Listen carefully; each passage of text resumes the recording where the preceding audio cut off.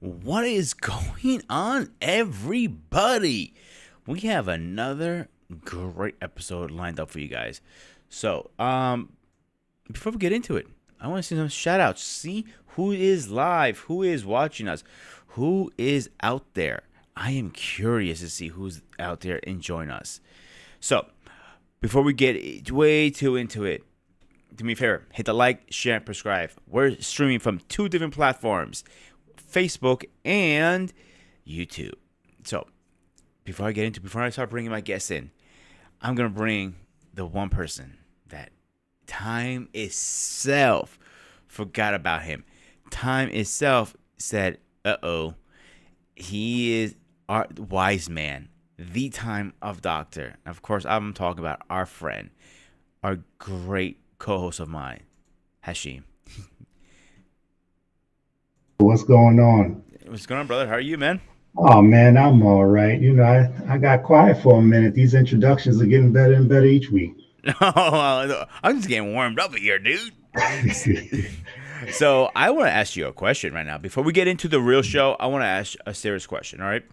Okay. Have you followed up with WWE lately? No, I haven't had time. I've been missing it.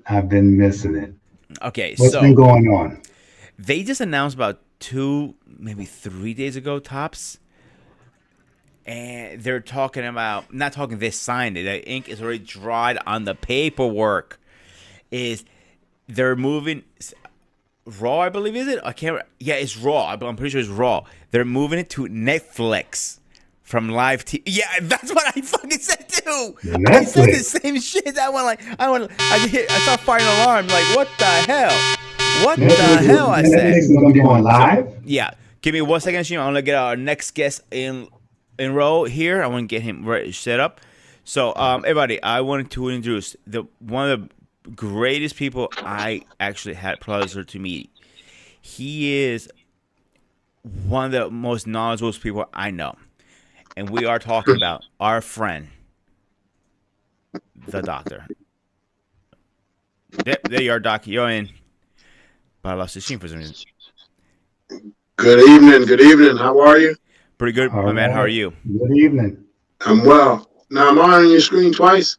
Yeah, I'm fixing it right now. Give me a second. Oh, okay. I'm working I on thought it. it was mine. I'm like, what did I do wrong? No, it's you. It's me. Let me figure. OBS is not working with me. Give me 1 second to You got it. fix this problem right now. So, okay. Hang on. Let me do it this way.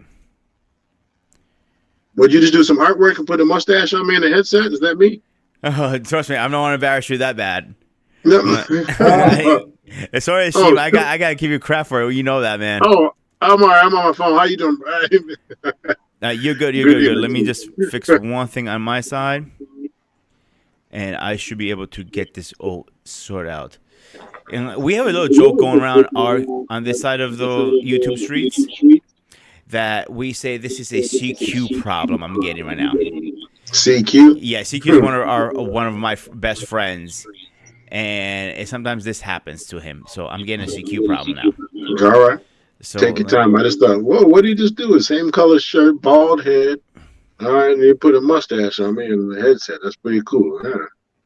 Well, that's a good thing. Just one down.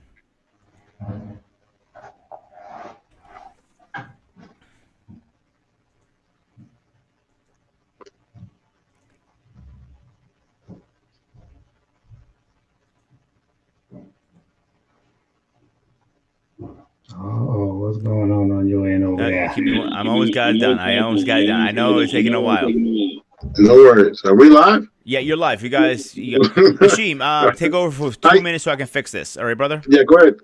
How you doing? I'm Dr. Nakambi. Who are you? Hashim, how are you? Hashim, pleasure to meet you. Likewise. All right. Yeah. What state are you in, or what region? I'm in Pennsylvania. Okay, East Coast. You guys had were you part of that big snowfall? About a week ago? It was in Buffalo, New York. Well, that was in Buffalo. We didn't get like them, but it came down. Okay, so you got some, but not like that. Okay. Mm-hmm. Yeah, I'm in Minnesota, but we didn't get hit like that though. Oh, so I take it wasn't. Let me see, Minnesota. It must be what is it? Zero over there? What's the temperature? Yeah, we did what this week. Well, no, some weird reason, the climate. It was close to 30 degrees today, but two Oh days wow. ago, so it was like down to 2, 5 degrees. Oh Um, Lord. yeah, and 2 day difference already. We're back up to 30. But tonight, going into tomorrow, it's supposed to dip again. So you had all that snow melt, Mm-hmm. water on the road, and then you know what's going to happen tonight. It's going to turn to all ice. Bring out So the ice skates. Well, you know they yeah, say that you can be like a mighty duck and start skating to work. yeah, yeah, yeah, yeah. I people All in right. Minnesota, they Yeah. rarely close for weather. They'll ski. They'll get to Really. work.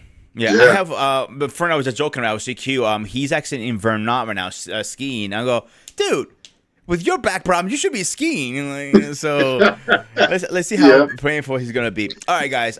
So I have Dr. Kobe on because I want to talk about. Obviously, guys, I'm recovering from nicotine, and I personally believe nicotine is an addiction. It is a fighting battle, but there are other addictions out there. So why not? Let's bring the most expert person I know. That's what Doctor here is for. Oh, all So, right. all right, I'm gonna let you take the floor, and we'll go from there. How's that sound? Sounds good. I missed that last part. You said something. We'll go from there.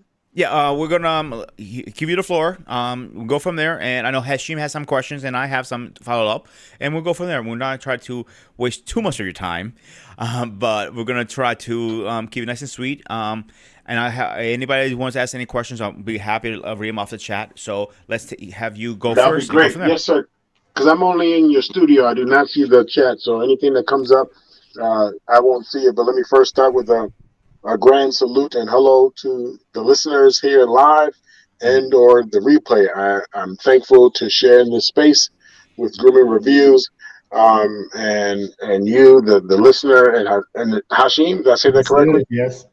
Okay, so thank you again. I'm honored to share in this space with you and some perspectives. Usually, the first question I get, just so you know, they say, "Are you a real doctor?" Because you know the YouTube streets. So I totally get it. I appreciate the question. I'm as real as they come. Licensed here in Minnesota as a licensed drug and alcohol counselor. Hmm. I'm also a licensed, what they call licensed professional clinical counselor. Some states it's just an LPC. Some states, Minnesota or other states, are licensed mental health, LMCH or something like that. Minnesota, we use LPCC. And then I have a whole host of um, certifications, not because I was just trying to do the most. If I were to be truly transparent and honest, it was really, I just never believed I had enough, which in one way was like an addiction as well. I just never believed I had what I needed to qualify. So it was like one certification after another training after another. So I am a certified forensic counselor. Hmm.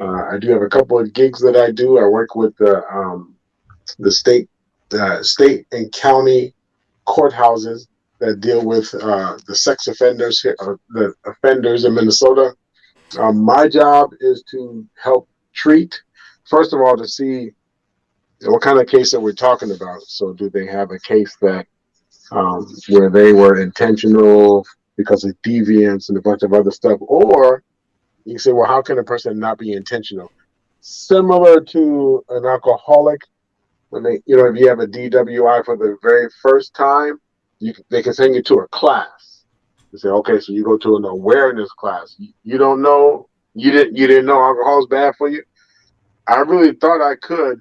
So similar to that system, they have that in the actual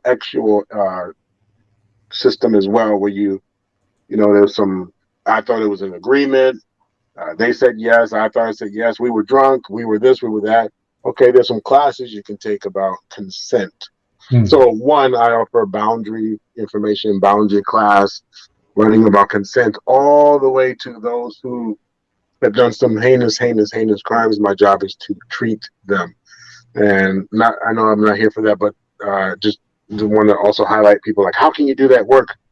But my background is in working with people who have addiction issues. And I used to always believe there was a cocaine addiction, there was a marijuana addiction, but it's addiction across the board. So the same with those clients. I'm not comparing the two. I'm not saying they're the same. What I'm saying is with Mm-hmm. those clients, I found out they had a crime, like to do crime. There are people who like actually get off, no pun intended, but on crime. And then the actual crime itself, actual, that's an addiction too for some. And then deviant. So all that's still rooted in addiction work, just a different population. So I do that, and then I'm a regular um, for couples, regular therapist for couples. They know they shouldn't be together. They know they shouldn't be together, but they can't let it go. They can't let it go. So my job, I don't do just the traditional couples therapy. I help them get to the root of the problem. It takes them about 5 minutes, and I can tell them exactly why they have the problems that they have. Then they have to decide what they want to do about it. Some couples, married or not, say, "We didn't sign up for this." Hmm.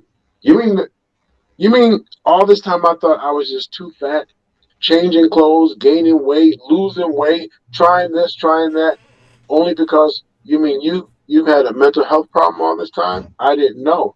You mean all this time we have sex, we start at 7 p.m., done at 7:03 p.m., and then you go in the computer room for 4 hours. All that time because you had an addiction to corn, but Hmm. never told me and I thought it was me? I Wow. don't know if I can. Yeah, I don't know if I can stay for that. So my job, I help them get to the root of the problem, then work on it if they want to, or I help them break up successfully. Hmm. So that's pretty much me in a nutshell. I've been doing this for about. If you say professional, the first time I received a check for what I do, I mean, I received a check in 1988 for the first like social service type job or counseling job.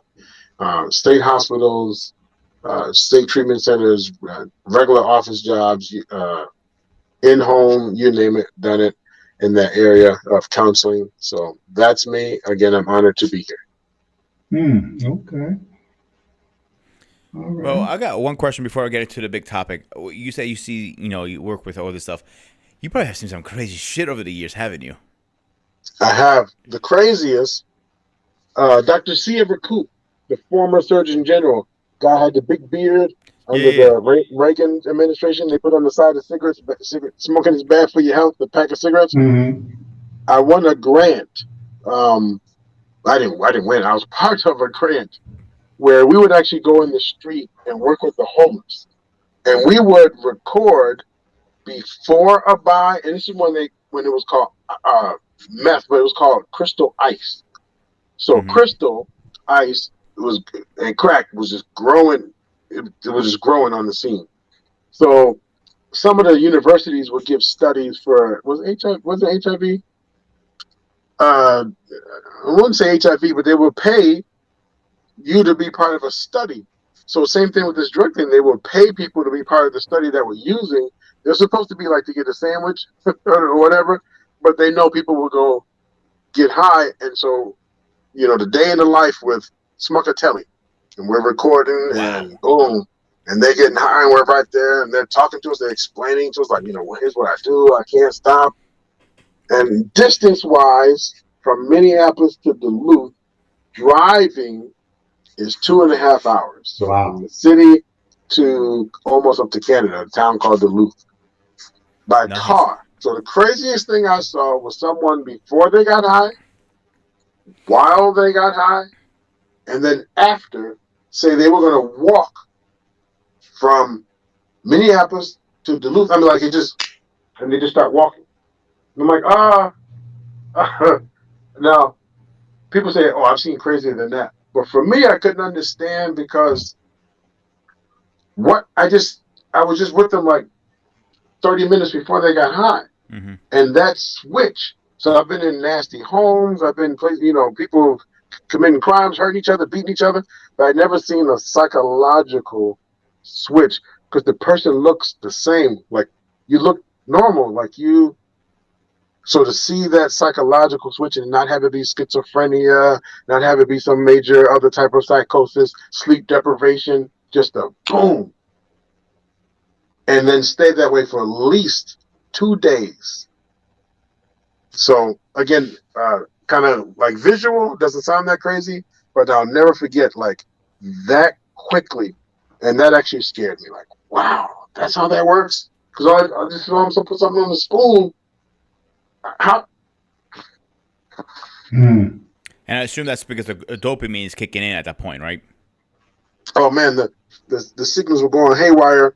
Mm-hmm. But the psychotic part is because it's an overload. So you got to imagine dopamine or whatever, like bursting of like all this energy and this feel good, but it's the crash or what they say was sugar. You ever hear people say they get a sugar rush? Mm-hmm. So that's what it is. Is the overload and the come down from it is just like wow. Yeah. And then the behaviors, because we a lot of people think of the crazy stuff as like the fights or the actual activity, and a couple of communities I worked in which I actually hear people say, "I don't mind if I catch HIV." Excuse me. Mm. Well, yeah, if I'm ready to get high and I'm at a trap house, and all of a sudden they say, "Wait a second, condoms and be safe and all that." Listen, with modern medicine, we can get a pill tomorrow, a day after pill, whatever, whatever. When I get high, I don't have time to start talking about this and that and protection and put this on and that. Let's go with the flow. And the high is so important to them that they risk catching an STD. They don't care about that. Let's get the high going. So then, yeah, they're doing all kind of fun activities for the sexual part. You say, "Oh, that's wild." That part was wild. But to me, for language, for the crazy part, was I was willing to risk all that for this high. That's how significant it was. Yeah. Wow. Wow. Yeah, that's kind of Pete, let me- scary because as a former smoker, when I needed that cigarette, nothing would have stopped me. I would have ripped anybody's head off if I had to. It's the same thing when I Right. turned to vaping, so I can relate a little bit. But before we head on, I want to give some shout outs. I got Stacy in the comments. Says, "Good evening, everybody." I got King Smith, my man. I got Hey. Mariana. And I got King asking me, how long have I been nicotine free? We're going on 4 months, my man. 4 clean months. And it was Wow. and the days is still to this day. Like sometimes I'm driving home, I'm pissed off, I'm working like, where's my fucking vape? But I fight through the urge. I got Wow. Tourist F here. What's up, panel? You're all grooming today. Yes, we are. Paul's here. Green's brother, my beautiful people in both. Goddamn, be fucking sevens. I'm gonna kick your asses one of these days. And I got Arthur from Facebook. What's going on, Arthur? So, Pete, let me ask a question. go. I was gonna ask you. You want to go first? Go for it. Yeah, before you get deep into it, because I heard the doctor talking about therapists and what he do in counseling, and I hope that I'm going to ask a question. Hopefully, it's not too crazy, and maybe Well, it's somebody coming else from was you. I'm thinking not about surprised. this. Yeah, but is there a difference between a therapist and a counselor, or are they basically the same thing? No, there is a difference. I'm glad you asked. There are multiple levels, and I fit in a few of those boxes. But depending the service I'm providing or that you're looking for, therapist is going to do long-term mental health stuff, depression, anxiety, something that's been diagnosed, and they're going to do a long-term plan with you, a treatment plan, work out the plan. A counselor is an advisor, so I can help you with mental health stuff, but you broaden that out, and I can help you with you're sad because you don't get the likes on your Facebook or whatever, which people's like, "Oh, I'm sad, I'm depressed." That's not really depression, you're just sad. But I can help with a much wider, and there's a shorter term. So counsel you, advise you, career counseling, marriage counseling. So it's a specific topic, not necessarily mental health. So that's the difference. Then there's psychologist and psychiatrist. So psychiatrist, medication. Psychologist is the same thing, where we're talking about certain disorders or imbalances in the brain or environmental or disorders as far as like behavior, narcissistic people, borderline, stuff like that. So yeah, so there's a difference. I'm glad you asked. Let me ask you another question off that. I know, but for everybody who doesn't know, what is the difference between a therapist, a coach, and so on? Yep. So certifications. I'm also a certified coach, certified relationship coach, parenting youth coach, parent and adolescent, but parenting youth coach and relationship and recovery coach. The difference is anything that involves a coach, because a therapist can do coaching techniques, but a coach cannot provide therapy. So there's a license, there's a board that says, do you know this stuff? Yes. Test on it, then supervision hours, being monitored, being supervised, practicing years of training, and then you test on it and you get a license. There's a board governing the license to make sure you're ethical, you're not sleeping with your client. Coaching Shit is happens. a very specific, yeah, you're not supposed to, yeah, you're not supposed to. Coaching is like therapy on steroids or counseling on steroids, meaning what you would do in 4 to 5 sessions to process and talk about how you're getting there, how you got there, and how you feel about it. Coaching says we're not too worried about the past and the pain part of it. What's your goal? And then let's create a plan to get you to your goal. And so coaching is much more lasered. It doesn't have the same code. It doesn't have the same training. So you could be a coach. You know, some of those certifications, I took 6 months taking these classes, learning about it, and then boom. But they do have a board of ethics. So they do have ethics and similar rules, except for a licensed person. I can never date a client of mine, pending the state and again, pending the level. So let me take that back, because in Minnesota, a psychologist does not have a rule about when they can become friends after they had a client. After they were a client, no rule that says it's not in the books. And the reason I say that, why I speak to that, I also consult with people who have gone before the board because they got dinged with, like, I'm taking you to court. I was your friend. You started sleeping with me, or you didn't have activity with me, but we were friends. And when they go through every single piece of the documents and every letter of the land, there's nothing there that says we can't be friends. As a psychologist, therapist, and counselor, one of them has a 2-year gap. We can't be friends after working for you for 2 years. And then at my level license, they changed it. At one point I want to say it was 2 years, 5 years, but now it's never. I can never date because I know you in a vulnerable way. I know you, your mind. So anyway, coaching, I can go out with coffee with you tomorrow because we didn't have that therapeutic relationship. I helped you, consulted with you, helped you plan, but there was no therapeutic, there was no psychology stuff behind it. So I can actually be friends with you tomorrow. That's the difference of some of the licensing and the ethics. The way I always explain it is like one is medical, one is not. Simple as that. That's how I break it down. Man, I said all that, and you could just said it the way you said it. Yes. Yes. So let's get into the first question. Actually, I have it written down. What expression? Yeah, I can pronounce it. Is you want to take the first one because you wrote this down? Go for it. Oh, I don't have it. He doesn't have it. See how you see chicken it out on me? No, I gave it to. I don't have it, but I can go look for it. But go ahead, go to the next one. With your experience, what do you see working with people who are recovering the most common stuff, rehabs and all that stuff? One more time, I hear you, but say it again. Oh, I'm using my phone. I don't have my headpiece on. But what you say?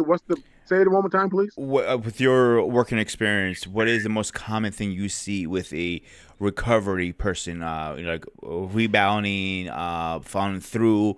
What are the couple of habits you see from person to person always? Yeah, so recovery coach or just therapist and all that, but licensed counselor, excuse me, addiction counselor. The biggest thing that I see in recovery, people in recovery, the support, the amount of support you have will usually determine how long you'll stay sober. Meth stays in your brain. The chemical stays in your brain for 18 months. So if you went to treatment for 21 days, 15 days, 21 days, 30 days, even 60 days, awesome. You graduate successful. 60 days is still in your system, your brain. The repair time takes 18 months. Oh wow. So those who don't really set up a long-lasting support system, and I say system because that could be anything from activity to people to meetings, higher power. I don't believe in a higher power. You go to meetings, I'm not going nowhere. Hi, my name is, okay, do you have people you hang around and associate with? I like to be by myself. I don't trust people.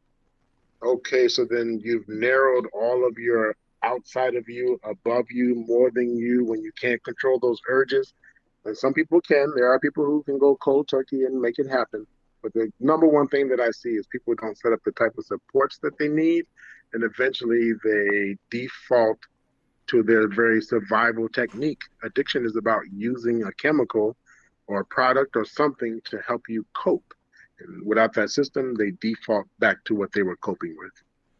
See, my personal opinion again, I'm talking about me. This time around, when I quit smoking, I stopped hanging out with people who used to smoke, people who used to vape. I don't go to vape shops. I don't go around to tobacco stores. So I keep those people. Not, I won't say I come out of my life, but like an arm's distance away, because I know if I start hanging out with them when I was the first couple weeks at least, I knew I was going to relapse immediately. So I try to keep myself as far away as possible.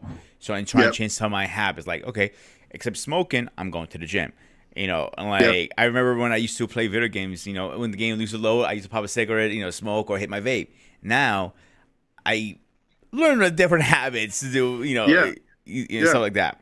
So the second replaced the go ahead. Yeah, you replaced the dopamine rush. So I'm not saying you're still hooked. What I'm saying is awesome. You found a healthier way to get that feel good or to get the whatever you were getting from the vape and from the cigarette. When I talk about support, yeah, it would be a different set of friends, sober friends. You can have a friend who used to use and we both try that. That's cool. But I mean, people who they have your best interest at heart. Well, didn't other people have my best? I mean, your sober best interest at heart. Meaning we. So if you have any friends or associates at the gym, those are your new kind of sober associates or buddies. Or if you say nope, I just stay to myself because I know I can fall into some traps, and then boom, I default back to smoking. So good job. Yeah, and that's what I did. I just replaced it. Like, if she, you know, we hanged out with him personally, and I know how bad it is when you're smoking. You know, you're smoking, and people are like, "Come on, dude, chill with that." So I have to go outside, smoke. You know, you can offend people with that. So the second question I have is, with your techniques, what do you use to for addicts, pretty much, to keep them motivated, stay away from, you know, the cigarettes, the crack, the ecstasy, or whatever the case is? This is gonna sound weird. Bear with me, and for those who've not heard me speak before, I'm in some ways I'm weird. In a good way. Listen, in other ways, I'm brother, creative. I gotta cut you off here. We're all weird here. Oh, So, good. so All right, we're so I'm like, at home. I can name 100 things. Listen, I got Star Wars things in the background. I'm wearing a Captain America thing. I just shaved my beard and my hair off. I feel like naked as hell. So I am weird as fucking shit can go. Yeah, all right, good. The reason I say that is because my answers are not always like mainstream or. No, you're good, man. It takes me a second. On this channel, you can be yourself. Nobody judges you. Oh yeah, but your audience. I'm thinking about who I'm talking to, you and your audience. So, so what I was about to say is, I actually don't encourage people to go away. I teach them to lean into. So not lean into crack, not lean into meth, not lean into. What I mean is, if you use a particular product for a coping, then lean into whatever it is to resolve what you need to cope for. So if it's relationships, when I don't have somebody, oh, okay, that's a relationship, but the product, that's a relationship with the product. I have a type of connection with this product. And so I put it down, I stop, I want to leave it alone. And people say, stop having that relationship. So if it's a person, human to human, leave those people alone. But I desire connection. I desire intimacy. And, you know, I'm not trying to get anyone triggered. So a trigger alert. But if you see people like in the joy, I mean, just the joy in their face, like that's an intimate moment. But you could do that with a Whopper. You can do that with chicken McNuggets. I mean, you could, right? There's different. people get a new purse and that leather smell. People see a Ferrari and just like, damn. People steal and get an erection. See, those are all behaviors and characteristics of an addict because of the thirst. And many times people are chasing that first high, chasing that first high. So again, if you put it down, hey, put that stuff down, stop doing that, go away from it. That's putting the chase on pause. Oh, I mean, then I'm really fighting. How long can I pause? Lean into what is it that you need? If we want to stop the drug use, we want to stop this particular addictive behavior, or do we want to stop the product? Again, do we want to stop the behavior? That part, what are we stopping? I want to feel connection with somebody and no one loves me. How are you going to stop that? Well, one, build your own self-worth, love yourself, blah, blah, blah, blah, blah. But in the meantime, until you master that, you are hitting that product. I want you to lean into the fact that you don't have a relationship. It's DBT skills. If anyone has ever not heard of it, DBT, like David, Bob, Tom, DBT skills. And dialectical skills means both things can be true. No one loves me. That might be true. You either push people away, you sabotage without even realizing it. There's a piece in there that's causing people to not want to be with you. That's true. So if I say, oh, no, you can have anyone, no, they're out there. Am I really helping them with truth? And then the product that they're using to replace, no one wants me, fuck it, da-da-da, I'm getting juiced, or I get juiced even to say hi. I get juiced just to go be around some people because I have social anxiety. And I mean the mental health kind, not the kind where we all have some type of anxiety. I'm talking about the disorder. So then I get high in order just to feel normal, whatever your normal is. I get high just to feel that. Let's see if we can help you find what normal is without the product. Same way it was a weird answer, or I think it's weird because most people see it as, I don't tell people to go use, I don't encourage it, but I encourage them to lean into the issue, the problem, find closure, or manage the very problem that they have that causes them to want to pick up at all. I see how I like you just came in a good theory to me right now. Do you remember Blade Trinity, the movie? Blade Trinity, I do, yes. Yeah, remember the scene he was talking about? He gets aroused when he drinks and he jumps out of the building and he stands up. Then all of a sudden I go, peekaboo. That's what that I just acknowledge that. That's where I come from. And also, before I move on, Lost in Translation, thank you for stopping, my brother. I want to acknowledge you before we move too forward. Hashim, you got the next one. Go for it. Yeah, I was going to ask because you said something similar. I want to bring it out. Somebody just hit me with this. What do you believe is the most challenging aspect of working with a client who's struggling with addiction? The unawareness. They say if you go senile, you won't know it. And that unawareness that's the hardest part. Have you ever seen someone stay up miss sleep for 2 or 3 days? And they go into like a sleep dysphoria, but totally unaware. Have you ever heard someone just half sleepy and they're saying stuff that doesn't even make sense? And she was, what the hell are you talking about? Huh? What? I mean, they have no idea. Have you ever seen a person have a stroke? They have no idea. The unawareness to their problem is one of the greatest challenges because you from the outside of them, you see what's happening. They do not see it. They're totally unaware. And there was a point where they knew this particular product was bad. So right now, ethanol with the F, ethanol is bad. We know that. We know it. Person knows it before they get into it. They'll see on videos in hospitals, they'll see like, well, I'll never. No, you got me effed up. I'll never. And in their functioning mind, they will never. In their pain, in their whatever, at the moment they take the risk when they knowingly engage, but is that their knowledgeable frontal cortex, are they making a conscious decision? Those who don't know that there's been slipped to them, has been rolled in their Marijuana has been rolled in, so now they don't even know. And when it hits them, and now they've been impacted by it, and they can't function like they used to. I mean, you're talking about either a near-death experience, but a long-lasting impairment on the brain, and they don't even, as far as they know, everything looks and sounds the same. And that's the hardest challenge I have or have seen working with clients. Well, let Wow. me ask this, Pete. Hold on. Go ahead. One more question, doctor. Somebody had put it in the chat. How could you figure out the baseline of their problem? How do you figure that out, or how you come up with it? Um, The base of someone's issue or oh yeah, problem. it's a magic formula. Like I said, I can take 3 minutes. I can talk to somebody for 3 minutes. Well, but I shouldn't make it sound like that. But anyone who kind of does the work, you you know, it's like, put it this way: you go to a medical doctor with a broken arm. The doctor knows in 30 seconds it's broken.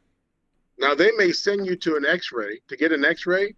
They're not sending you to get an X-ray to find out if it's broken. They're sending you to confirm that it's broken. But they knew you can have a different story. I fell out of a tree. Yeah. The other person can have an hour-long story. And then I woke up, and then one day, and the doctor knew in 30 seconds because of the way it moves, the way people sound, certain criteria, certain words, language, body language, facial expressions because of my forensic work, body movement, psychological movement in the mouth. There's so many different things. The eyes, the color of the eyes. I don't mean like the brown eyes, blue eyes. I mean the jaundice eyes. I can tell by movement. Again, tracking. I can ask certain questions that the general answers are in this lane. Your answers were over in this lane. On the TV they always show you, what do you see in this picture? So I can ask qualifying questions in their first few answers. It gives me an idea of what I'm working with.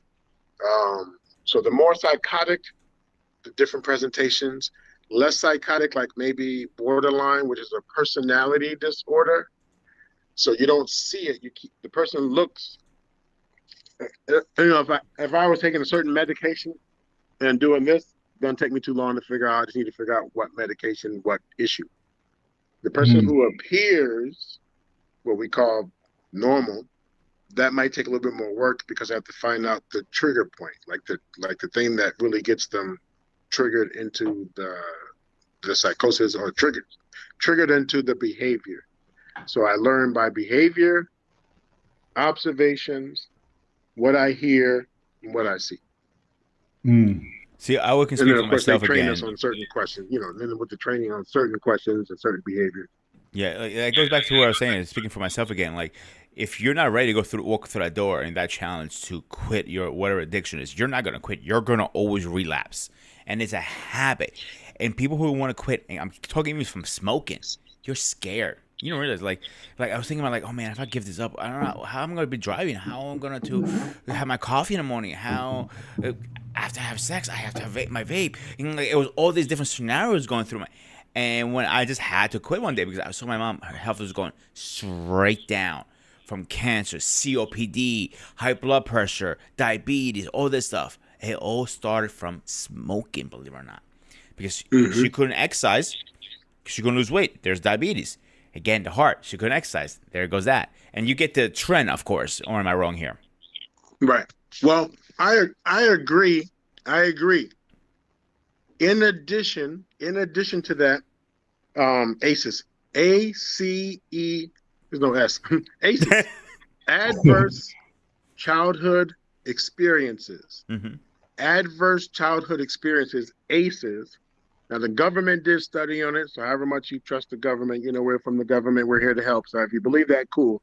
But there's studies from the government. In fact, what I mean is the government found it to be so real or so accurate or so true that they actually put money into it. That's what I mean by the government. So they put money into it because they found, like, whoa, there are certain childhood experiences, aka trauma, that can actually play a role. The actual trauma impacts if you will have diabetes, how long you live, certain medical conditions, physical ailments. So there are certain traumas that happen, or ACEs, that happen as a child that you would not ever in a million years put it together. And then of course the food, the chemicals in the food. But so let's say I'm a nervous child or a nervous adolescent, but as a certain food I eat, food, not even something that's considered a drug, but the chemicals in it.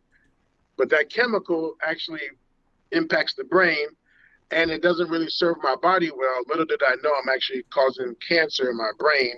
And I would never put that with something that happened like when I was 6 years old. Who in the world would put that together? So ACEs, ACES, you can Google it and find it, that there are like over 100 symptoms Mm-hmm. from one ACE, one adverse childhood experience, um, that can cause or lead up to. So now, people who don't put those two together, why would I think a 6-year-old event at 30? So they usually put it something to closer like, man, ever since that divorce, ever since I got fired from that job, I should have never, my friends were smoking, I tried and block it, whatever, and ever since then I got hooked. So those things are accurate, but I also suggest people look into if they have any ACEs, because even before the thing that happened 1 year ago, 5 years ago, 8 years ago, if you have something that happened when you were 3, 4, 5, 6, 7, 8 related to an ACE, adverse childhood experience, it could have already, it just wasn't activated until you got fired. It wasn't activated until you had that relationship thing. So I'll just add that to what you were saying. Mm. I agree with that 100% because, like, even the comment I just got from an author, and I like this one. I think you will too. Actually, is negative thoughts equal when you get what you say or think positive, you get positive results. And I believe that. Like, if you put like 20 minutes in the gym, you're only gonna get 20 minutes of results. If you put an hour and a half dieting, right, supplements and everything, you're gonna get a Greek sparring body, obviously. So I gotta put my Greek in there. You know that.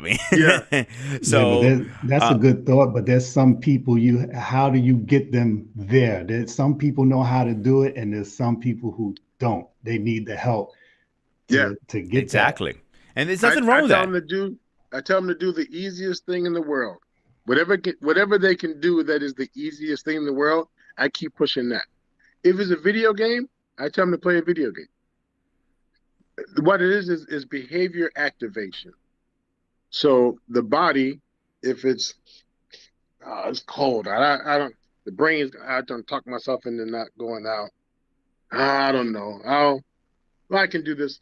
And see, that's a challenge. Do you play video games? Yeah. Why don't you play for 20 minutes? But the game system is out here in the hall, down the hall, and you gotta go to the left and upstairs. Okay, what time should I be there? So now I couldn't go 20 steps to the gym, but I can go 2 blocks and up to blah blah blah blah for the video game.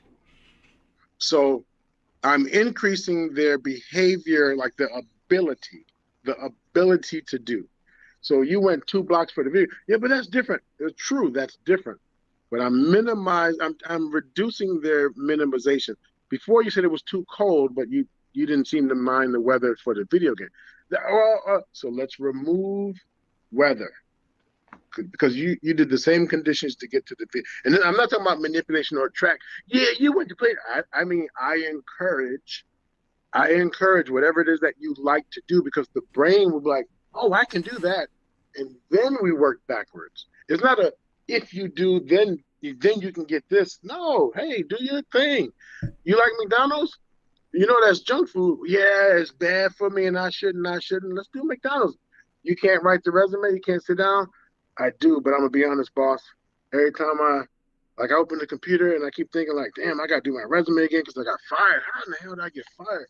I just get tired and I get overwhelmed. I can't do that resume. Okay, what can you do? What can you do? What do you like to do? Oh, I mean, shit, I am going to hit the gym tonight. I'm gonna go to the gym. So when you go to the gym, you take your ID stuff. Well, of course, you got to use your card and scan in, take my keys. You drive there, yeah.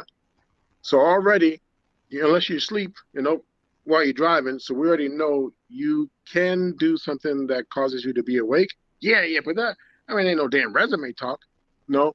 But you're going to accomplish something. Cool. Get to the gym. I'm not faulting. How can you go to the gym, but you couldn't even do that damn resume? You don't give a damn. You ain't trying to get no job. You don't. Stop, stop, stop. The brain didn't go into panic mode. The brain didn't go into imposter syndrome mode. The brain didn't go into procrastination mode. The brain said, let's do it. And I say, hey, when you come back, are you pumped or are you tired? Well, on which end are you pumped? Before I go to the gym. Okay. So how long do you normally spend at the gym? An hour. Do me a favor. Take 10 minutes, boot up the computer, and get the resume stuff ready. Don't do it. Just get it ready. We're not doing the resume. Just get it ready. 10 minutes. They did that tonight for 10 minutes. They went to the gym for an hour. Tomorrow, you know what? Let's try and do 15 minutes at the computer. I'm trying to tell you, Jim, I'm gonna fall asleep. Well, that's cool, but you only have 1 hour. So if you fall asleep, you lose the gym time. I'm making to the gym. So anyway, it's using the power of influence. It's using the power of behavior activation to get them to motivate to move. And it takes a little bit, but move. For those listening tonight, if all you could do was roll over and turn on your YouTube, you rolled over, you turned on the YouTube. Don't dismiss that. Do not dismiss that. That is movement. Anyway, that was a long-winded answer, but I hope it makes sense. I want to add 2 things to that, in my personal opinion. That reminds me, I know this is a bad example, so I forgive anybody who I offend right now. It's like training a dog with food. They're driven with food. So if the gym is what drives you, anime drives you, cartoon drives you, Hashim's bullhead, whatever that is, it's stuff. And this is my personal saying. I'm gonna get this copyright. Mark my words. Is we all gonna fall down. We don't fall backwards. We fall forward. So as we're falling down, when we come back the hill, we see our mistakes. Yes. Yeah, I don't know if you agree with that. I agree, ladies and gentlemen, and others. Here on Grooming Review 101, you heard it from him. It's not about falling backwards, we fall forward, and to get back up, we get to see what the fall was about. Got it. Duly noted. I agree with you. The fall, when people can get technical. Well, you fall side, you can fall back. When you slip on ice, if you slipped on ice, the slip is actually back. I agree. The slip is back. But to get up, now I can do the fat man turn over like a turtle. Oh, I can do that. But then I still, as I get up, and I get to. So I agree. I like what you said. I like it. I have a comeback for that too. Like if you worry about which way you're gonna fall back. Simple, fall back because you can get up straight up and see what happened. So your back is a safe bet to fall. Not in reality, but or technical terms. Yeah. So but be willing to get up though. Be willing to get up. Oh, you have to get up. There's no option. Because it's not the fault. But if I don't have, let's roll with that. The fall. You have to forgive me. I can't tell what your view is. You're good. But when I go down, if I don't have the motivation, I might stay down. I might actually stay down because I'm waiting for the rescue or the save. Nobody's coming for me, but I'm dependent, codependent. I'm dependent. I'm doubtful. Mm-hmm. I'm tired, and even if I have an opportunity, I hear someone. Hello. Now I can get up. Notice what look from here to here. Man, if you don't get your big ass, keep going. Hello. And then even argue. I know them people out there hear me. I know they hear me. That's some bullshit. They're not even coming to help me. Watch. They're not even coming to help me. Back down. They're not even. So if you deal with fallacy of fairness, meaning you don't feel like life is fair, you're back down. If you don't believe in yourself, back down. If you believe someone owes you, you're going to be down here for a long ass time. So I agree with you, sir. You have to, it's that Spartan in you, right? You have to get up. That lion will wait for you. It's going to eat your ass either way. Quit playing. Got to get up. I say, oh, that's too mean. And I'll even tell people, you can't yell motivation. You can't. But at some point, sink or swim, move, But this here, you might get someone to come check on you, but you have to find, if you can. Now, remember when I was talking about going to the gym, play the video game? I got that Twinkie out here. You want to get? I got that right. Well, and then when I'm done, I'm coming back to the room. So anyway, my whole point is, I love your analogy about the fall, and when you get up, I just want to add for your listeners, what find some internal. It's not about who's going to come rescue you. Find some internal motivation, and no matter how ugly it looks, because sometimes we don't like the way asking for help looks. Oh, I want to look funny, and Everybody worrying about what you look like. yes. You ever see you got me going, man. You should have never mentioned that fall. We fall, and then we worried about if someone saw us. They have a broken bone. Oh, oh, damn. You're trying to jump back up quick. So I have a theory behind this, and my then theory. Even, all right, then my last thing, even to get up.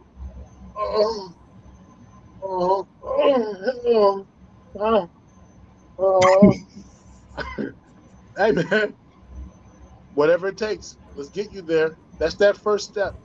Work for yourself. Work with yourself. Take that first step, because you'll stay here. The world will keep moving. The world will keep moving. All right, that's my thought. What's up, boss? So my theory is, things are going to happen in life. Obviously, we all know that life is going to hit hard. We're going to fall down and get up, like Rocky used to say, right? But the hand that is going to hand you help you out is your own hand, and that hand is going to be two different hands. The easy hand, that is the lazy, sit on your fucking fat ass, play video games, or the hard hand that is going to mold you and be a goddamn fucking man and be a warrior and fight for your family and provide. Which are you? The choice is yours. Right. Well, hold on, man. You got me confused. Maybe because of the small screen. Mm-hmm. I saw one hand do like this, and then you said, then there's the other hard hand. I saw that one go down, and I heard some. Okay, so you have two hands that they're going to help you, right? You got hand. One is going to be the easy hand, the lazy hand. You sit on your ass, play video games, yada. You get the idea. The other is the hard hand that is going to mold you in a real man. But you're gonna be on your knees half the time, crying, but it's going to make you stronger. Which one are you going to prefer? I prefer the hard one over the easy one. Yeah, I didn't tell you, man. I did stand-up comedy for 3 years. 3.5 years. Oh, Jesus. Yeah. Well, everybody's a goddamn comedian around here now. So, 3.5 years, and I still try and, crack some jokes here and there. But the whole joke was about, I saw this hand go down. And you got to use that hard hand. I was like, come on. No, man. Pause. But anyway. Yeah, now you sound robotic. Do I sound robotic? Am I losing my signal? No, you're fine. You're straight. Isheen, take the next one, dude. I got to send invite really fast.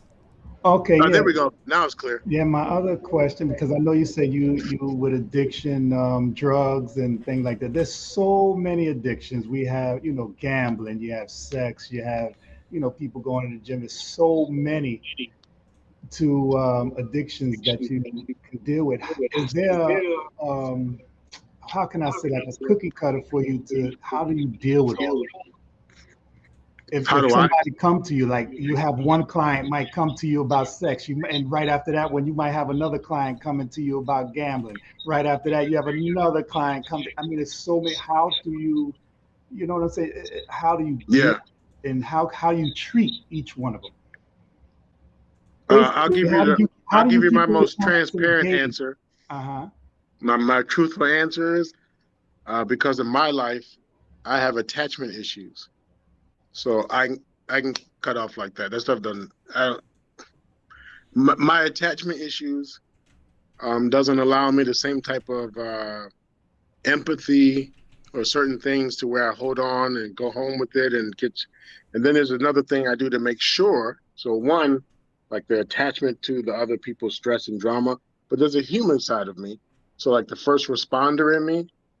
So when I'm out there doing interventions, or when I'm part of sheriffs going out places, when I'm part of different teams and I'm doing things that are first responder side of me, and something happens, we see a death, we see someone didn't make it, or I worked with James for so long and only to find out I just heard about him on the news. or time appointment after appointment, or in the field, research. I do research and just story after story after story. Kids, unborn babies impacted. Oh man. But then that's when I say I have to take care of myself. I have to engage in what's called self-care, because first responders, counselors, therapists, and all that, I want you to imagine they wear an invisible backpack. Military folks, they wear an invisible backpack. And each one of these episodes, each one of these visits, each one of these appointments, each one of these stories of someone's life, imagine a brick that goes in this invisible backpack. And what people don't know, a lot of couples that I work with, the second that they say, I'm a nurse, oh, got it. I'm a firefighter, oh, got it. EMT, I've always loved helping people. The second they say that, one of the things, remember that broken arm I could tell in 30 seconds? The second they name their job, and I'll go, oh, got it. Let me guess. When he doesn't come home. Yeah, let me guess. She comes home, but she's not in the mood. Duh, yeah, so at work they can be all friendly. They come home, they don't even, let me guess. You can make love for a little bit, but then all of a sudden they switch moods. And that's because the vicarious trauma, the invisible backpack, that stuff hasn't been unloaded. If you work 8 days on and 8 days off, the sensory, military, they're trained to turn that off. A lot of these positions that I just talked about, civilians are not necessarily trained to turn those sensors off. But even after you turn them off, once you go back into that kind of regular duty, civilian or whatever you want to call it, or off duty or off of work, social workers not taking kids from people's homes, that sensory needs time to regulate and get back to. But there's certain processes you should do to do that. People don't do that. Next thing you know, their corn watching goes up because of the chemical is a balance to the brain. So now my partner is yelling, "Hey, how come you're always down there? I'm trying to give you the love, babe. It has nothing to do with you. My drinking has increased. Now my substance use. Notice I'm using something outside of me to regulate, and that's increasing because of the vicarious trauma." So that was a longer answer, but my point is, one, if I were to be 1,000,000,000% transparent and not sugarcoat it or BS you, the reason I can let go easier is because I have attachment issues. And I'm not saying that's a good thing. I'm saying I know that's me. The other part of it is I also do things to make sure I intentionally self-care. People, oh, yeah, you do anything over the weekend while you were off? We went to the movies. That's not intentional self-care. That's just you just went out and had a good time. I'm talking about I do my meditation. I do my journaling. I do my practices to make sure I'm letting go of the stresses and the energy of the 5 people that I saw today, the little kid that I saw today at the hospital when I went in for a triage call, and I'm like, oh my gosh. And when I'm looking at the couples who are like, look at your before picture and after picture, the wear and tear on the body, I have to decompress that, and I do that through my self-care. Well, I know you have a lot of clients that comes back to you, right? They're reoccurring. You have a few clients that's reoccurring. They come back to you, right? Yeah, I have some clients that come back to me. I mean, I should say I don't. Let me answer that first part. Your regular, and I say regular because again, I do some of the root cause. Most insurance does not pay for the services I offer, and I don't mean me. Anyone who offers root analysis, insurance is not going to pay. You go to treatment 21 days, 15 days, 30 days, 60 days, and most people get their beauty rest, and they reset and reboot, and then go back out and they try and manage from the few groups that they went to and learned, but they never got to the root cause of why they used. They just took a break. They took a break in why they used. And I'm not doubting treatment. I'm not putting it down. I'm not saying it doesn't work. But those are repeat customers for the insurance companies, and those are repeat customers for the pharmaceutical companies.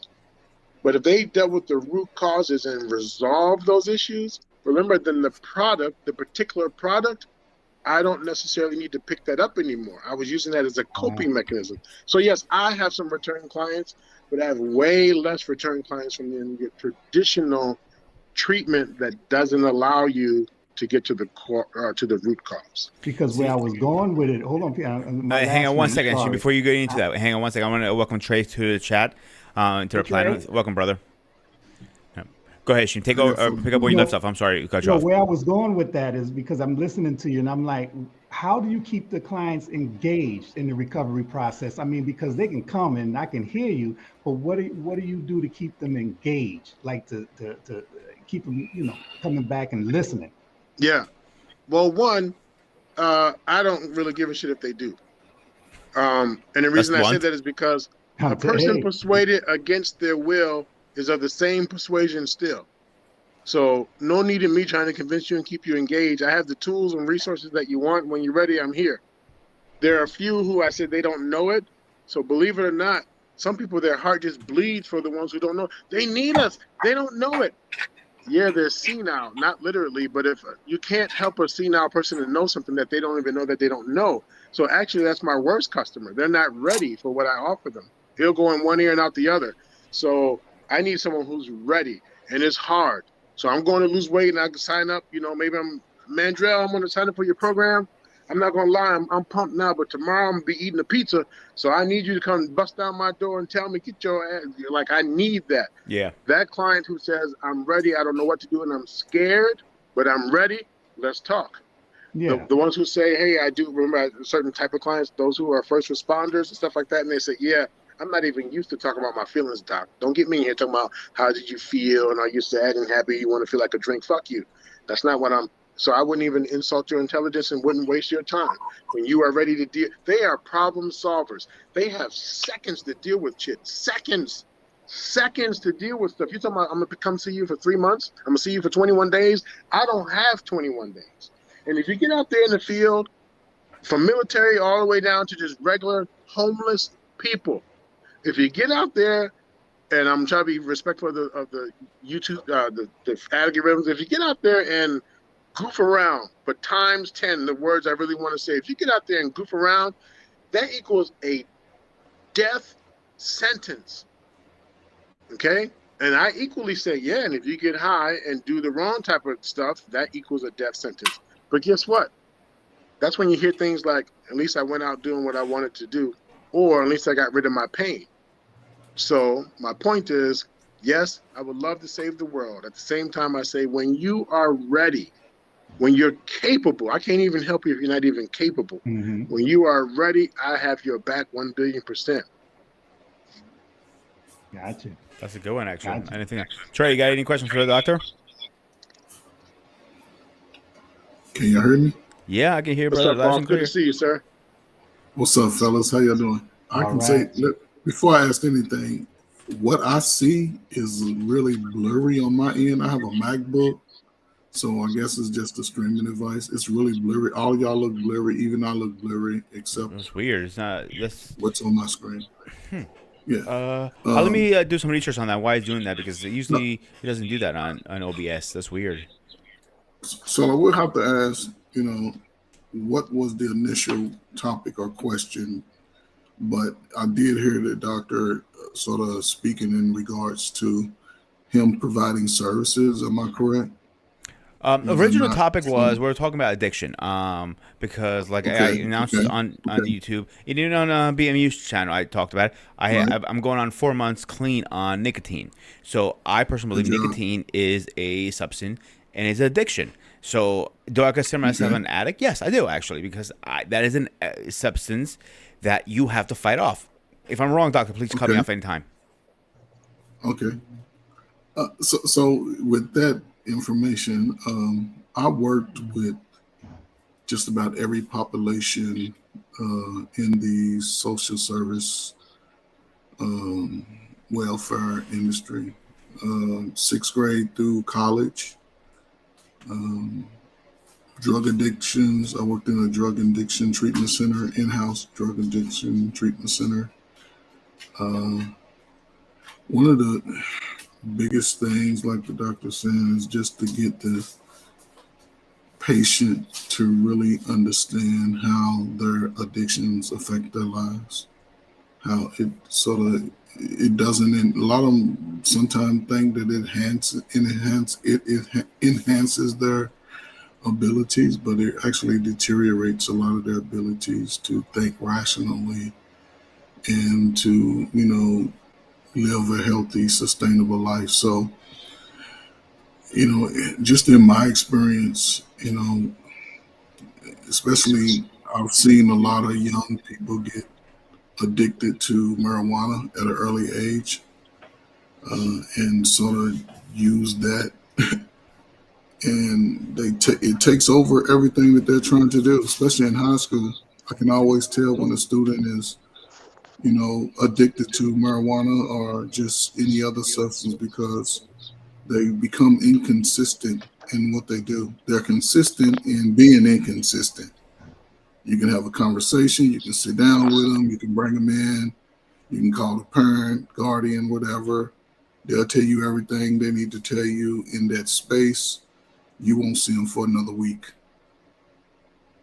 And then that time, working in education, you still have to try to service that individual. So now you chasing them down in the hallway, pulling up on them in the lunchroom. And sometimes, depending on your ability to connect with that individual, they shut down. They sort of just go away. And, like I said, working with the youth, one of my biggest things that I learned, because I learned a lot of what I was able to do in the streets of Chicago. You want to learn about social services, you go to Chicago. It's the national hub of social services. People come from around the world to study social services in urban communities through the city of Chicago. But what I learned, is that, and the doc man mentioned is that when you're meeting somebody who's in that space, you have to sort of meet them where they are. And I learned that it may take me months, years to have a breakthrough. You meet somebody, teenager, early 20s, they've been eating garbage for 10, 15 years. You can't expect them to change over 2 or 3 sessions or conversations. You have to be in it for the long haul. They have to know that you're in it before they can even trust you, because they don't really trust nobody. And once they see that you're going to, and I know it's a little different at the levels you go, but when you're working with somebody in high school, you're there. So that you can't say, I don't want to work with this person or whatever. You're going to have to find a way to connect just to get that breakthrough. And one of the first things I did early when I started, went from the social services into the high schools, is that once I meet them where they are, I sort of give them expectation, but something that they can handle. I don't do unrealistic expectations. If I know they smoking weed every day, I try to negotiate, hey, could you cut it down to Friday through Sunday? Try not to smoke during the week. Could you do it Friday, Saturday, and Sunday? A lot of them, they look at me funny, but like, you still got me smoking weed, but you're not smoking during the school week. You can come to school because you're smart. I see how smart you are.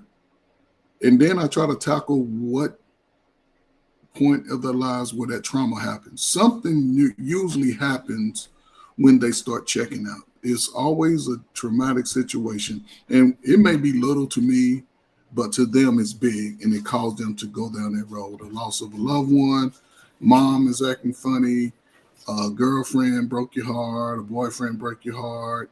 They trying to figure out what sexuality they want to choose, and they're afraid to, really speak on it to family members because they know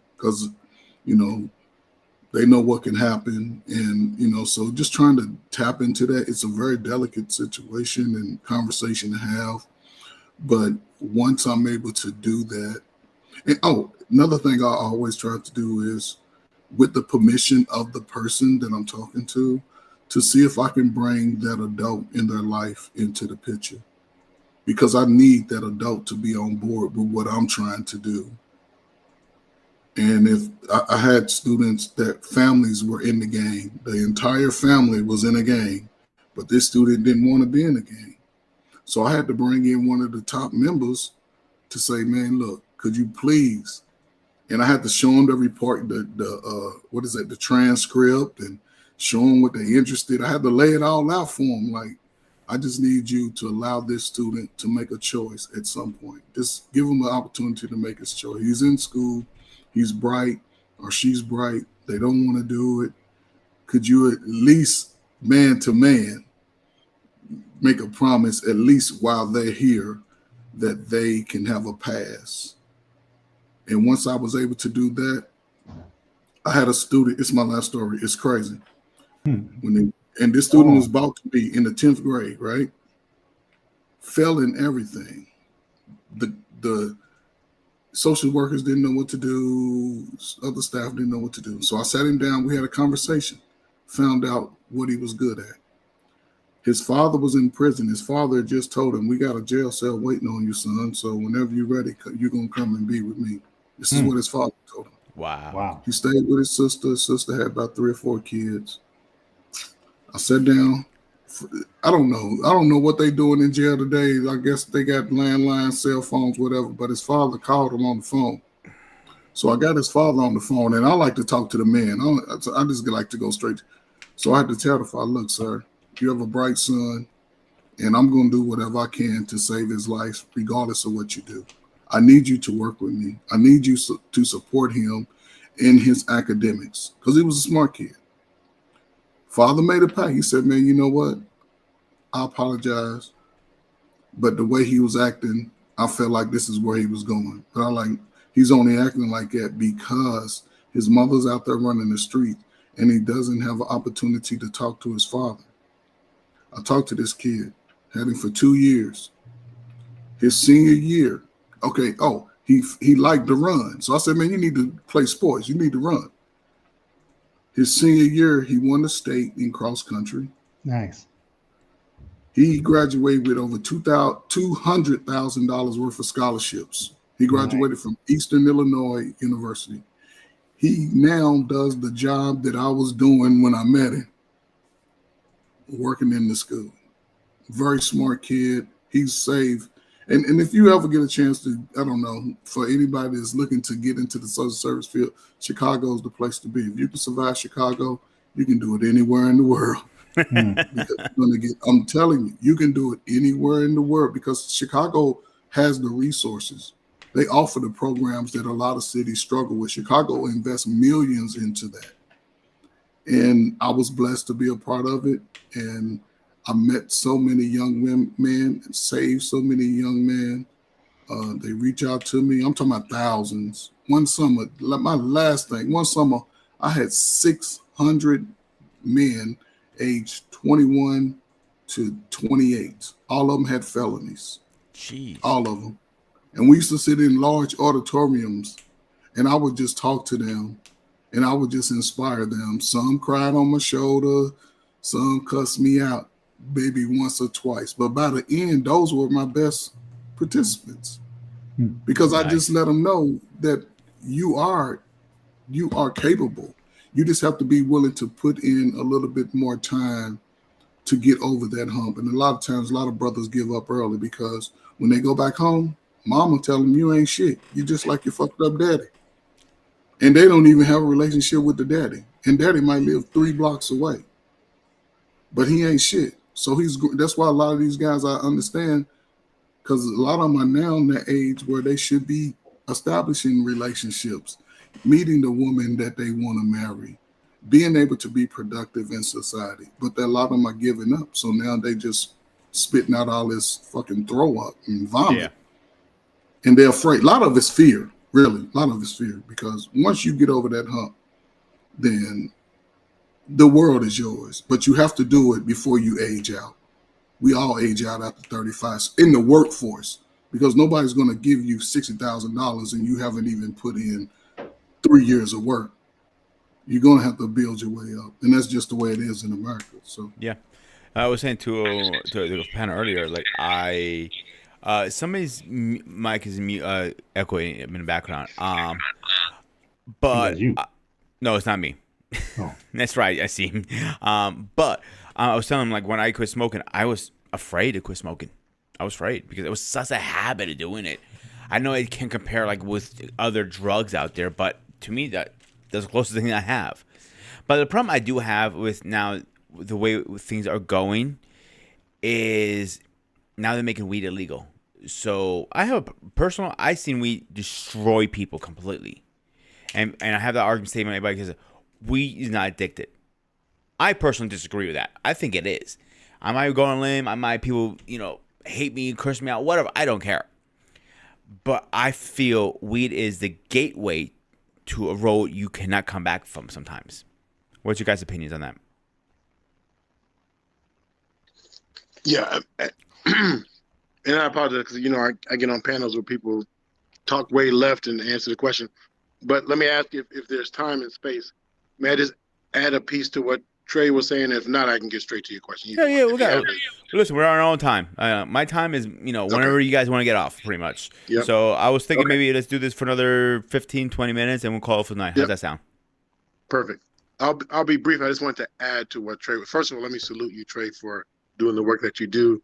Did whatever the brothers that you've impacted, the families you've impacted, the people, sisters, women, you name it, the lives you've impacted. Because if once you had that breakthrough with that one, it was really a domino effect for them and their lives. So I salute you for doing it. And then the other brother had asked, what's the difference in the type of work? So to give you an example, someone like Trey and what he was doing, when I say, well, yeah, I have repeat customers, but my support. So I'm the type where Trey is doing that work, not behind his back, but I would actually tell that same client that he just finished having that conversation with saying, hang in there. Trey and I would have already known that we're going to work with this client, just two different styles where I would tell him, you are a bitch. No, you are. I mean, like, why are you trying to deny it? Now they get it. What's that supposed to mean? Well, let's think about it. You are mad at yourself and afraid. You're afraid of being like the people that you don't want to be like, right? Yeah. And you notice that you're so angry, so much hostility towards mom, so much hostility towards uncle, towards dad, towards so much anger that sometimes you are acting like a straight up bitch. Now tell me you're not. Well, but yeah. So why then say, no, I'm not that way? In your heart of hearts, you're not that way, but you're starting to put on this hard shell and you're starting to give up on life. So first of all, let's own it. You became that way for a reason. You didn't just wake up that way. You earned it. It sounds as weird as that sounds. You earned that shell that you wear. Now you're working with Brother Trey to say, put down that armor, like both types of armor. Put down that. Let's not get caught up in that world. You have so much potential. But let's go on a journey for a second. Let me ask you this. And tell me again, brother, your name, not Trey, the other one? Hashim. Hashim, thank you. If I may just ask a couple questions, let's pretend I'm working, and this is just all hypothetical. Oh, God help you. God help you now. Yeah, let's go for a walk. Hey, question. And just give me any age that pretend you're working with Trey. Give me an age. How old are you? 35. 35. Well, okay. So you're upset and all that, but in the last 6 months, what have you been most upset about? And just pick anything that you know of someone, or maybe you felt before. What's the biggest thing you've been upset about in the last 6 months? That my father haven't been around. Okay, father hasn't been around. Now, do me a favor. Tell me, when's the first time you ever felt that type of upset before, where someone wasn't around? First time ever you can remember. How young were you, where you felt that type of upset? I would say about maybe 17. 17. All right. Yeah. And Goal is even younger than that. How far back can you remember ever feeling a level of upset? Maybe 15, 14, around in there. Do you ever remember feeling upset when you were 6, 7, or 8? About anything in your life, any area of your life. You ever remember feeling upset as a kid? Oh, yes. And what was that about? Mother taking things from me. I couldn't have toys. I wanted certain things and she wouldn't give it to me. Okay. So here's what I want to do. How old were you in that story? Say about 8. Okay. So 8 years old and the 35-year-old story both involve someone significant to you, a parent, Both stories involve someone, excuse me, 8 and 17. Both involve a significant person to you. You have a problem with relationships. So you're going to go in there and trust Trey? No. Trey's got to sell you some wolf tickets, man. He's got to keep you engaged, keep you motivated, keep you trusting. You don't trust people. It started from when you were 8 years old. You're a blood person. Your natural nurturer, your first nurturer betrayed you. Trust is out the window. So how can you first build some trust in yourself? How can you give yourself permission to forgive yourself so that you can work with Trey, who can help you get over that hump? But you're not going to do shit with Trey. All you're going to do is start up and make promises and do bobblehead and yeah. And the second you hit the second Trey has to tell you no. Trey, Counselor Trey, oh, hey man, I want to play. Can you help me get these $200 pair of shoes? No, man, I can't help you get no two. And even though you have that trust and relationship, all you heard was a no, which is a form of betrayal. And then you slowly start backing up and you're done with Trey. You're done with Trey because you believe he did you dirty, even though he was a good guy. So I want you to be able to have a healthy, strong relationship with someone like Trey. We're going to first help you put some resolve to the whole idea of you can't trust people starting as young as 8 years old. When your mama took something away from you, you felt cheated, robbed, not trusted, not loved, not given, neglected, betrayed, all those words. So even if you deal with the one, you can start trusting again. Well, what about this betrayal pin? You deal with that. What about this neglect pin? What about, so you have multiple areas to resolve. And I don't want you to fuck up that relationship with Trey. We can get to your mom and all that later, but Trey has to help you. Trey will help you with that part. Well, can I help you help yourself first? So that's a significant piece. Mm-hmm. All right. So your question was weed. Mm-hmm. Yeah, as a gateway, any addicting, anything, but even before weed, how would you know weed is the gateway? Meaning there was another behavior even before that. Behavior wise, there's always something weird, something that's always soothed us. Anything from mayo sandwiches to working at the gym to candy, weed just happens to add another chemical. And you're right, it can do some damage. Speaking of HIV, people with HIV, they are actually prescribed weed to help with upset stomach and nausea and all that. But did you know? I understand that. Weed, I'm okay with that. I'm Oh, talking really? about when I people didn't know use that. it for, you know. But weed also cuts the medication they take, cuts the effectiveness in half. So on one hand, it helps you great with the nausea. On the other hand, it cuts the effectiveness of the meds that they take in half. So, it's definitely something that you have to be wise about, make a smart decision when you're using it for for relaxation and recreation and all that. You take someone who's already lazy and take someone who's already whatever. Now you're going to add a recreational drug, which is going to further. No, but for medical purposes, I say go for it. But even then, you have to be aware. Yeah, like I seen a lot of people, even with the medical cards, go sour with it so fast. Like they started weed, and next minute they're hooked on freaking what was it? The pain pillars, oxys and stuff like that. Yeah. And I'm like over a joint, like, and they live and die by this. I'm never quitting weed in my life, and they're like. But you've been caught 3 times with illegal drugs. You've been arrested 4 or 5 times for drugs, and your life is great. Yeah, keep doing it. Good job. Yeah. Seriously, like I think making this illegal is going to make things a lot worse, in my opinion. Yeah, I just wish they had some type of management behind it. Learn if you're going to take this stuff. Management, understanding, blah blah blah. That's my 2 cents. And the other problem they're going to have with it is about money. At the end of the day, but I think the problem they're going to have with it is. Like alcohol, you can drink and drive. We know that, but can you smoke and drive? Yeah, 20 miles an hour. Yeah, I guess. I think they make this illegal. They jumped the gun so fast they didn't think anything else in the middle, and that's just my personal opinion. Again, what do I know? I'm just a Greek Spartan here. Trey, you're up, but Trey. Your turn. Oh, I'm sorry. You're fine. No, I did have a question. Go for it. Now, I don't know. Maybe Doc, you probably have this answer. I've always seen different effects of marijuana from white guys to black guys. Maybe it's just me. I grew up with some guys, white guys, good friends. And when we were teenagers, we were doing our thing. Almost every time they would get high, they would start fighting. They would just start to get a little wild and woozy. I'm like, man, relax. We're supposed to be relaxed, but they would always seem to just go at it, and they would only go at each other.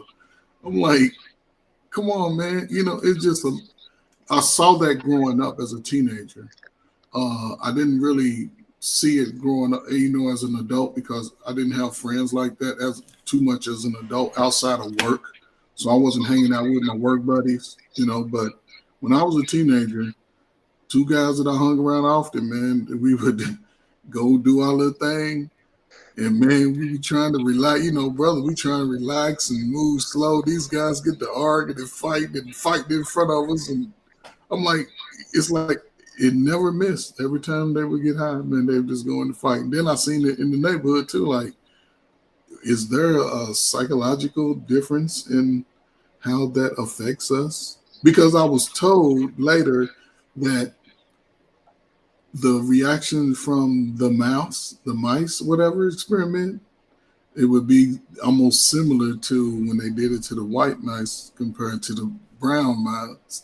And the right mice would go into fighting each other. I just want to know if there's any validity to that. I don't know. Yeah. I'm sorry, I'm in the laugh, but I'm laughing at not the situation, but I'm visualizing that and like, yeah. So I don't know the facts to like what chemical is impacting what gene, but addiction is the components to it: hereditary, environmental, like almost that nurture versus nature. So you can pick it up later. It could be in your bloodstream. So there are different, some people can hit the exact same chemical and have a totally different reaction. We could be twin brothers and grow up in an alcoholic home. One of us is an alcoholic, one is not. It's like, well, how come you are an alcoholic? Are you kidding me? I grew up in an alcoholic home and I can't deal with that stuff. I can't deal. So the ability to manage their emotions, dysregulated, much easier on the product. Well, then how come you're not an alcoholic? Are you kidding me? I grew up in an alcoholic home and I learned certain behaviors and or my DNA, I'm wired a little different for some reason, and it doesn't end the stress, the chaos, the whatever that leads to the use is a little different than my brother. And if I do get it in me, the way my body responds to it is different than my brother. Nice. So I think we're going to cut it for tonight. This was very educational and very knowledgeable. Doc, I got to say, could you please come back for part 2? Sir, I'll be honored. Again, it's always an honor to be in your space. All I right. appreciate what you bring to the channels and what you bring to the network and what you provide. So I would be honored to be in this space again with you again. It'll be an honor. My honor was mine. Everybody who showed up today, thank you so much. We hit 9 likes. Oh, 10 likes. I'm sorry. 10 likes is going up. We're at, what are we at? I'll tell you exactly the numbers. Right. We're at 22 views, so I couldn't do this without you guys, so thank you so much. So, relapse really fast, guys. Doc will be back again in a couple weeks. I'm going to talk to him off when we get done here. Saturday, we are talking about Star Wars versus Star Trek. Whoever wants to join that conversation and argument, please let me know, because I'm going to be the referee. I'm not getting involved with that one because I know my lesson the hard way.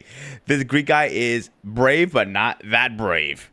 So, except that, guys, as always, stay fresh and enjoy. Take care, everyone. Thank you. Appreciate it.